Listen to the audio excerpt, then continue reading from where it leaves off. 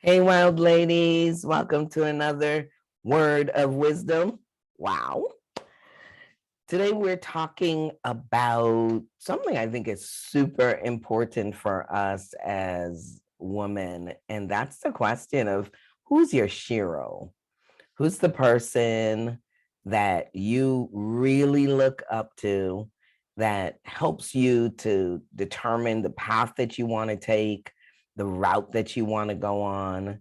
And I really want us to consider this today in the natural, so to speak. I know that my hero over all things is my Lord Jesus. And it's easy to kind of give that answer and say, I don't look up to anybody else. It's me and Jesus all day long. And yet I absolutely believe that we're designed as social beings and there's a space in us that must connect to others. That's why we've got WILD, women inspiring, leading, and developing so that we can connect with each other and strengthen each other. Iron sharpens iron and all of that good stuff. When I think about who my Shero is, there are a couple people who come to mind, and that's all right too. You might have folks over the ages and spaces where people came in at different points. I go all the way back to my childhood and I think about Wonder Woman. Like, if you were in my age group, you know Wonder Woman and the bracelets and all of that.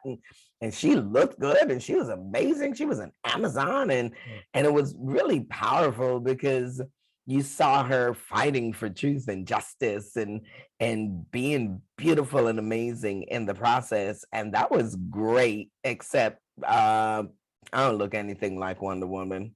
Mm-mm.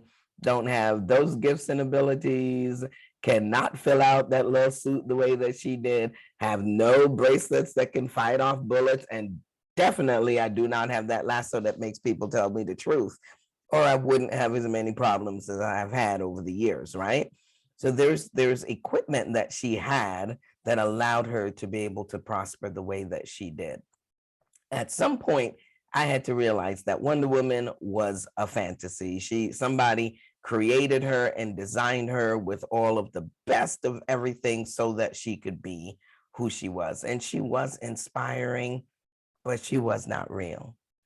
When I think about my Shero, she rose over the years. These are women that were real, that were imperfect, people who were broken and in process, women who fought a good fight most days and got up to fight it again the next day, women who had struggles in their marriage, women who had challenges with their children, women who had not made it to their self-actualization in their career.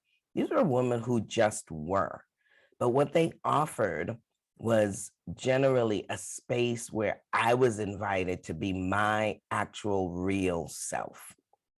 Broken as they were, fractured as they were, imperfect as they were, and they created a space to say, just be you. Wherever I was on the journey, they invited me to be where I was on the journey. And they inspired me to not stay there because they weren't staying where they were either. When I think about the Shero now, this idea of the Shero, I think that way too often we've got a level of expectation that we expect the people who we admire to be way better than they are. And when we find out that they are not all perfect, when we find out that they are just as messy as we are in some ways, if not messier, then we are so disappointed. We're so disillusioned that we throw out the baby with the bathwater. And we feel like we've got to do it ourselves because there's nobody out there that has it all together. Well, that's unfortunately a lie. We don't have to do it ourselves. We do get to do it together. And we do get to do it together with other women who are imperfect and in progress, making their way through. And we get to do it along with them. It's a journey where we're all limping, but we're limping together and we're headed toward our next best selves. So think about who your Shero is. Make sure that you haven't put too much on that person to be all everything, all powerful, all wise, all knowing, so that you are not all jacked up when you find out that there's disappointment in your illusion.